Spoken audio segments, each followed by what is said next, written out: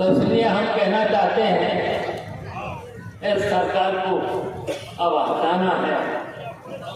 और यहाँ तक कि आप रोजी आप देख रहे हो, जो यहाँ के प्रत्याशी हैं सुन ही रहे हो, उनके बारे में तो जान ही रहे हो, हर बार जगह बदल देते हैं।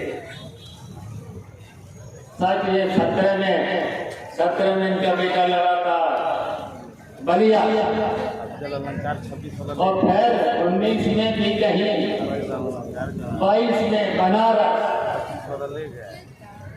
और अब आ गए यहाँ।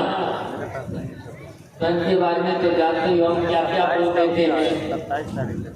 और ये सही है, इनके पिताजी जो कैंडिडेट हैं, इनके पिताजी दिल्ली में, क्योंकि यहाँ उत्तर प्रदेश में तो कोई सुनता नहीं है, दिल्ली में बैठ करके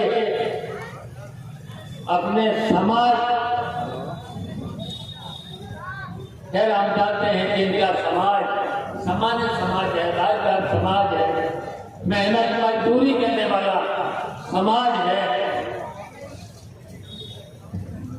तो उसको बेचने का काम दिल्ली में बैठ करके वहां से पैसा लेने का काम करते हैं।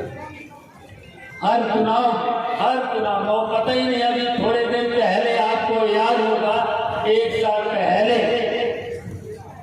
उत्तर प्रदेश के मुख्यमंत्री के लिए क्या कह रहे थे, चल सन्यासी मंदिर में और मठ में रहते हैं, कह रहे थे। सब लोगों ने सुना है। तो ये रुपया समझ लो, इनको 1 रुपया गपचे वाले रुपया तो समझ ही गए हो। और यहाँ तक कि और बेटा जो चुनाव लड़ रहा है, तो बाप तो 1 नंबर ही है और बेटा है 10 नंबर। समझ लो, ये 1 रुपया है, पीले गपचे वाले 1 रुपया, इनसे बचना है। और ये राजीव राय है, समाजवादी पार्टी के प्रत्याशी, इंडिया गठबंधन के प्रत्याशी। बताइए, 10 वर्ष से ये गरीब रहने के नहीं कर सेवा ही कर रहे हैं, सबकी मदद कर रहे हैं, जो पहुंचता है उनकी मदद कर रहे हैं।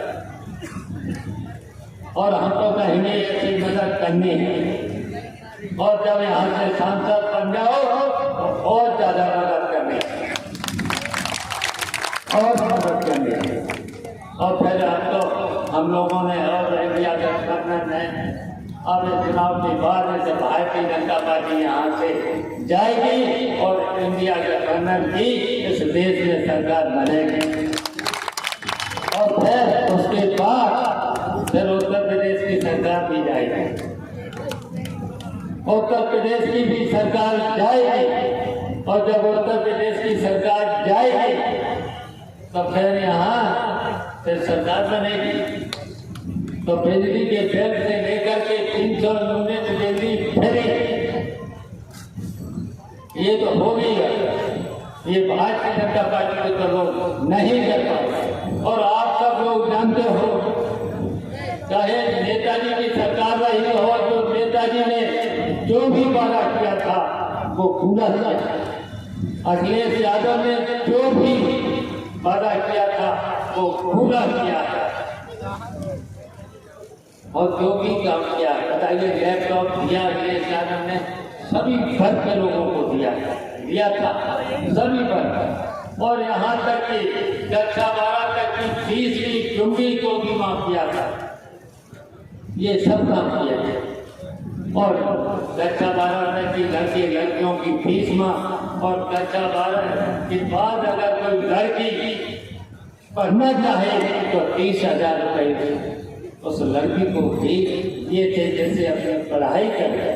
और पढ़ाई के साथ साथ अगर पढ़ाई नहीं करती है तो अपना निजी कोई भी, चाहे शादी में खर्च कर ले, चाहे अपने व्यक्तिगत खर्चा कर ले, ऐसे कानून बना करके दिए थे। और यहाँ तक कि नेताजी ने जो मेहनत मजदूरी किसान से लेकर के ऐसा भी कानून बना दिया था कि 7 साल के ऊपर के बूढ़े और बुढ़ियों को पेंशन लागू कर दी। और ऐसे भारतीय जनता पार्टी ने वो भी अच्छा था। और इनके वादे तो सब अधूरे निकले, इनके वादे सब खोखले निकले, एक भी वादा पूरा नहीं। तो इसलिए अब समय बहुत कम बचा है, बातें तो बहुत थी। अब डिटेल में हम जाना नहीं चाहते हैं। और ये सही है जो यहाँ के मंत्री हैं उनका राजभार भाई मुस्लिम भाइयों को भी धमका रहे, उसके साथ साथ विधानों को भी धमका रहे। हम बस्ता जमा करा इनके तो कल कंप्लेंट करनी है, कंप्लेंट करने हैं। अगर कहीं पर मंत्री लोग यहाँ पर धमकाने का काम करेंगे तो हम तो कहेंगे आयोग से शिकायत करेंगे और कहेंगे कि भाई ऐसे लोगों को फिर चार में और जिले में नहीं, अपने लखनऊ में अपने पार्टी का या पार्टी कार्यालय में रहे या जो कार्यालय मिला है वहाँ रहे, लेकिन धमकी नहीं देना चाहिए। अगर धमकी देते हैं तो उनके खिलाफ FIR होना चाहिए, उसका रोक लगाना चाहिए, आयोग को भी रोक लगाना चाहिए। तो ये हमारे पीछे कहेंगे, राजीव राय से भी कहेंगे ये कंप्लेंट कल जरूर हो जाना चाहिए। और देखिए आपने तो 8 महीने पहले उस समय भी कितनी विषम परिस्थितियां थी, और विषम परिस्थितियों में हमारे आने के बाद आप डरे नहीं थे, उत्पीड़न भी आपका हुआ था। और जहां जहां अभी भी हम बधाई देना चाहते हैं, धन्यवाद देना चाहते हैं संभल के लोगों को, बधाई के लोगों को, मैनपुरी के लोगों को भी हम बधाई देना चाहते हैं। उत्पीड़न किया गया, मतदाताओं को धमकाया गया और वहां पर पुलिस प्रशासन के द्वारा तब भी वहां के लोगों ने वहां पर लाठी भी पड़ी, लेकिन जितनी भी लाठी पड़ी उसके बावजूद भी उन्होंने जम के वोट डालने लगा। मैंने यहाँ पर भी देखा था, हम तो कई जहाँ पर मुस्लिम बस्तियां थी, हम तो हर कस्बे में आपको पता ही है 2-2 बार गए थे। यहाँ पर भी रेड कार्ड और पीला कार्ड दिया गया।